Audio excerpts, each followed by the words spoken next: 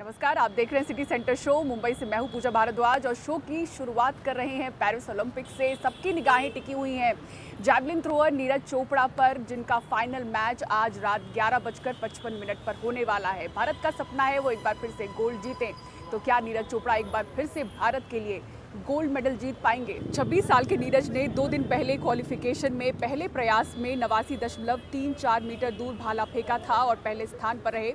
भारत को उनसे gold medal की उम्मीद होगी। फाइनल में नीरज का मुकाबला ग्रेनाडा के एंडरसन पीटर्स, जर्मनी के जूलियन वेबर और पाकिस्तान के अरशद नदीम से होगा। नीरज चोपड़ा से बहुत बड़ी उम्मीद है और नीरज चोपड़ा डिफेंडिंग चैंपियन है जैवलिन के। उन्होंने भारत में एक तरह से खेल की फ़िज़ा बदल दी।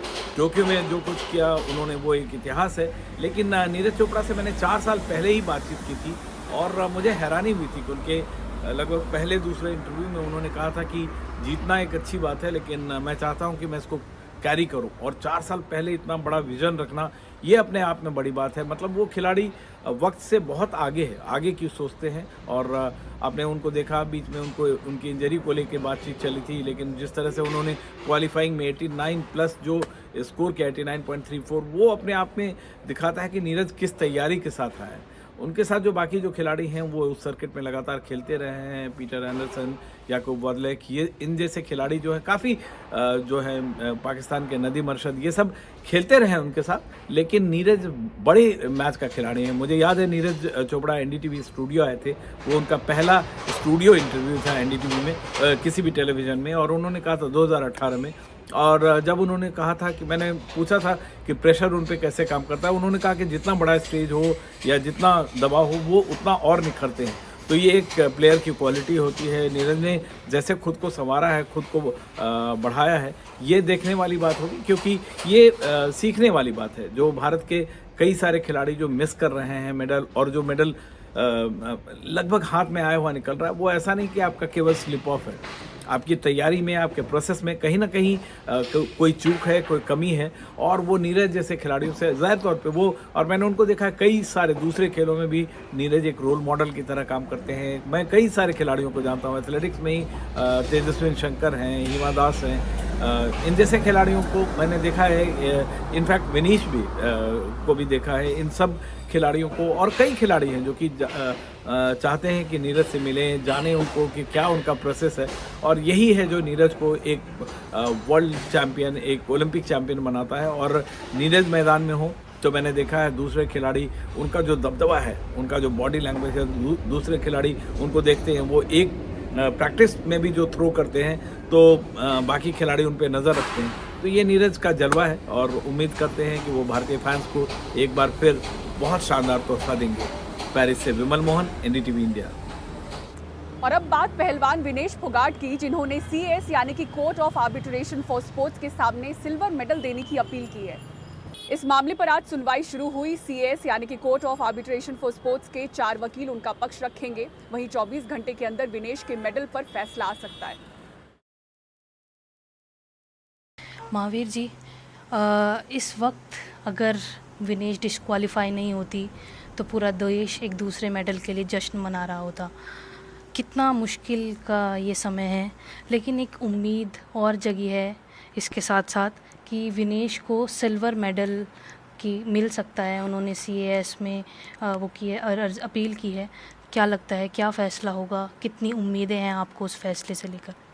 देखिए, जो गोल्ड मेडल के नज़दीक थी और जो 100 ग्राम वजन जो उसका नहीं आया, ये हमारा दुर्भाग्य है। और जो हुआ, सारे 140 करोड़ भारतीय जो सभी चीज़ें दुखी हैं, जो उसके मेडल की जो इंतजार कर रहे थे, वो मेडल नहीं, गोल्ड मेडल नहीं मिला। और जहाँ अपील की है कोर्ट में, तो उसे हमें पूरी आस उम्मीद है न्यायालय जो है सही फैसला करेगा और हमें जो है मेडल जो है काफ़ी उम्मीदें हैं। महावीर जी, विनेश ने संन्यास का लेने का भी ऐलान किया है। उन्होंने ट्वीट किया है, उन्होंने ट्वीट करके कहा है कि माँ मैं हार गई। तो सर, इसके उनके इस फैसले पर आप क्या कहना चाहेंगे? देखिए, ये तो जो कोई बच्चा हो, जो इस ऐसी जो घटना घट जाती है तो हर एक बच्चे का दिल टूट जाता है। उसका दिल टूट गया, उसने जो रात को एक दिन फैसला, किसी से बगैर किसी बात के एकदम फैसला ले लिया। लेकिन यहाँ आएगी, और जब अपने फ्रेश मूड में होगी। हम जो परिवार के और रिश्तेदार मिल करके जो उसको 2028 ओलंपिक के लिए हम जो है उसके ऊपर पूरी जो है उसका सहयोग करेंगे और उससे विनती करेंगे, उसको जो है प्रोत्साहन करेंगे। 4 साल की बात है भाई, दुनिया आपको देश की को मेडल की उम्मीद है, आप पीछे न हटिए, पूरी कोशिश करेंगे। महावीर जी, इतने बड़े स्तर पर इस तरह की चूक कि 100 ग्राम से मेडल ना मिलना, 100 ग्राम बहुत भारी पड़ गया विनेश के ऊपर, तो उसमें आप क्या कहेंगे कि किसकी चूक है? देखिए, जो पहले तो मेरे को पता नहीं था, लेकिन कल जो मैंने देखा जो कोच ने क्या किया है, विनेश क्या कर रही थी और डॉक्टर ने क्या किया है, तो कल से यूँ है कोई बहुत न तो विनेश ने अपनी मेहनत में कसर छोटे वजन घटाने में और कोच डॉक्टर ने पूरी कोशिश की, लेकिन जो उसका वजन है वो आया नहीं। क्यों कि जो 6 तारीख को कुश्ती थी उसमें जो कोई भी बच्चा हो जो रेसलिंग का, तो वजन देने के बाद जो कुछ लेता खाने पीने के लिए, एनर्जी के लिए, तो उसने जो एनर्जी जो लेने खाने जो ली थी उस टाइम वो उसको पता, सब विश्वास था, उसने कोचिज को विश्वास था ये वजन सुबह जो है ठीक हो जाएगा, लेकिन वो काफ़ी मेहनत करी, सारी रात की। कोच ने कोशिश की, बाल भी कटवाए, नाखून भी कटवाए, लेकिन उसका वजन नहीं आ सका। ये हमारी जो है बदकिस्मती है। इस देश की जो है जो 140 करोड़ उसकी मेडल की आज देख रही थी, वो आज की टूट गई। और अब अगली खबर मुंबई से। मुंबई के दादर स्टेशन पर लाल बैग में जो लाश मिली थी, उस मामले में मृतक अरशद अली की पत्नी को गिरफ्तार किया गया है। पुलिस का कहना है कि मृतक की पत्नी ने अपने प्रेमी के साथ मिलकर अरशद अली को मारने की सुपारी दी थी। क्या है पूरा मामला, पारस धामा की इस रिपोर्ट में आपको दिखाते हैं। 4 अगस्त को दादर स्टेशन पर 2 व्यक्ति एक लाल बैग के साथ आए। स्टेशन पर तैनात एक आरपीएफ कांस्टेबल ने देखा कि दोनों लोग सूटकेस उठाने के लिए संघर्ष कर रहे हैं। जब कांस्टेबल ने उनकी मदद करनी चाहिए तो देखा कि बैग से खून बह रहा था। बैग खोले जाने पर उसमें अरशद अली शेख की लाश मिली। इस मामले में पायधुनी पुलिस ने सूटकेस ले जा रहे दोनों मुकबधिर लोगों को गिरफ्तार किया था, जो 30 साल के अरशद के दोस्त निकले। पुलिस सूत्रों के अनुसार मृतक की पत्नी रुखसाना का अपने पति के दोस्त और आरोपी जय चावड़ा के साथ प्रेम संबंध था और इसी के कारण अरशद को मारा गया। इंट्रोगेशन से अभी तक वो अलग अलग मोटिव्स, अलग अलग वर्जन दे रहे हैं। अभी तक उसका प्रॉपर मोटिव सामने आया नहीं है। मुंबई के पायधुनी इलाके में आरोपी जय चावड़ा ने अरशद को शराब पीने के लिए बुलाया और अपने दोस्त शिवजीत सिंह की मदद से हथौड़ा मारकर उसकी हत्या कर दी। जांच में यह बात भी पता चली है कि हत्या के दौरान बेल्जियम के नंबर पर किसी अज्ञात व्यक्ति को वीडियो कॉल भी किया गया था। पुलिस इस बात की जांच कर रही है कि यह शख्स कौन है और इसका इस सब से क्या कनेक्शन है। पुलिस जांच में ये बात भी सामने आई है कि अरशद अली शेख की हत्या के पीछे अरशद अली शेख की पत्नी रुखसाना और रुखसाना के आशिक का हाथ था। वहीं दोनों ने मिलकर शिवजीत सिंह नामक एक व्यक्ति को अरशद अली की हत्या करने के लिए सुपारी भी दी थी, जिसके बाद शिवजीत सिंह ने अरशद अली शेख को मौत के घाट उतार दिया। अब सवाल ये है कि क्या हत्या के पीछे का कारण सिर्फ प्रेम संबंध था या इसके पीछे कोई और कहानी भी छुपी हुई है। मुंबई से कैमरामैन सागर शिर्के के साथ पारस दामा, एनडीटीवी इंडिया के लिए।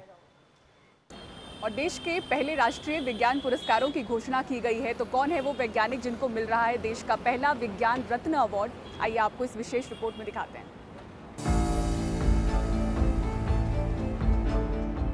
वो पीएचडी स्टूडेंट जिसे हर महीने सिर्फ 45 रुपये स्कॉलरशिप मिलती थी, जो असिस्टेंट प्रोफेसर रहते हुए भी सेकेंड हैंड स्कूटर पर चलता रहा। साधारण सी जिंदगी जीने वाले जीपी यानी गोविंदराजन पद्मनाभन को विज्ञान के सबसे बड़े सम्मान विज्ञान रत्न पुरस्कार से सम्मानित किया जाएगा। भारत के पहले विज्ञान रत्न गोविंदराजन पद्मनाभन प्रसिद्ध जीव रसायन वैज्ञानिक हैं।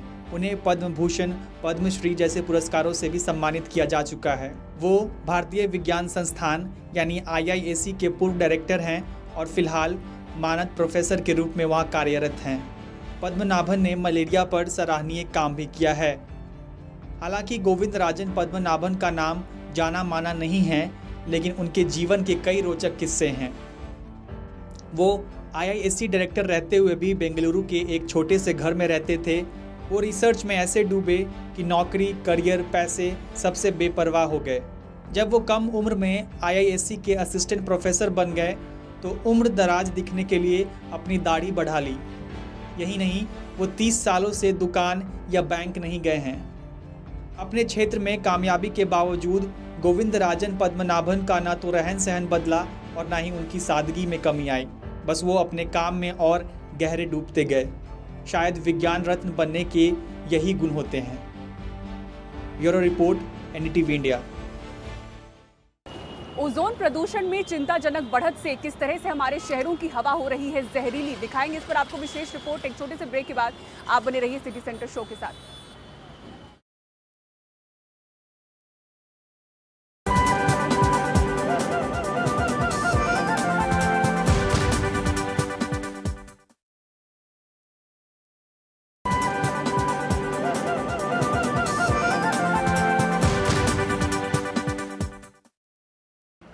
आपको एक विशेष रिपोर्ट दिखाते हैं। भारत में प्रदूषण के कारण ओजोन प्रदूषण में लगातार बढ़त देखी जा रही है। एक रिपोर्ट के मुताबिक भारत के ऐसे 10 राज्य हैं जहां ओजोन प्रदूषण में चिंताजनक बढ़त हुई है, जिसकी वजह से यहाँ के जो शहर हैं वहां की हवा और जहरीली हुई है। आइए आपको अश्विनी कुमार सिंह की ये खास रिपोर्ट दिखाते हैं। Centre for science and environment ने ओजोन प्रदूषण पर अपनी रिपोर्ट में बताया कि भारत के कई राज्यों में ओजोन प्रदूषण काफी बढ़ गया है। यह प्रदूषण दिल्ली के हरियाली वाले इलाकों में खासकर ज्यादा पाया गया। ओजोन प्रदूषण बढ़ने की एक अहम वजह है तेजी से बढ़ता तापमान। ओजोन प्रदूषण से स्वास्थ्य को गंभीर नुकसान पहुंचता है और इसका सबसे ज्यादा असर बुजुर्गों और बच्चों पर होता है। ओजोन प्रदूषण से परेशानियां, खांसी और गले में खराश, गहरी सांस लेने में दिक्कत, सांस लेने वाले रास्ते में सूजन, फेफड़ों का संक्रमण, दमे और हृदय जैसी बीमारियां ओजोन प्रदूषण की वजह से होती हैं। हमने रिसेंटली भारत के 10 महानगरों में ओजोन पोल्यूशन, सतही ओजोन पोल्यूशन के ऊपर अध्ययन किया है। और इस अध्ययन में हमने पाया है कि ये जो ओजोन है ये भारत के सभी महानगरों में बढ़ता चला जा रहा है। स्पेशली दिल्ली के अंदर ये कुछ ज़्यादा ही पाया गया है और पिछले सालों के बनिस्बत इस साल ये ओजोन पोल्यूशन काफ़ी ज़्यादा बढ़ा हुआ है और ज़्यादा फैला भी हुआ है। तो इस साल इन गर्मियों में अप्रैल से लेकर जुलाई तक में ऑलमोस्ट हर दिन दिल्ली का कोई ना कोई ऐसा इलाका था जहाँ पे ओजोन का लेवल मानक से काफी ऊपर चला गया है। सीएससी की रिपोर्ट कहती है कि बढ़ते प्रदूषण की वजह से सरकारों और आम जनता का ध्यान PM 2.5 जैसे अहम प्रदूषकों पर रहा। यही वजह है कि इस जहरीली गैस से निपटने के लिए नीतियों पर उतना ध्यान नहीं दिया गया। मैं अश्विनी कुमार सिंह, एनडीटीवी इंडिया के लिए।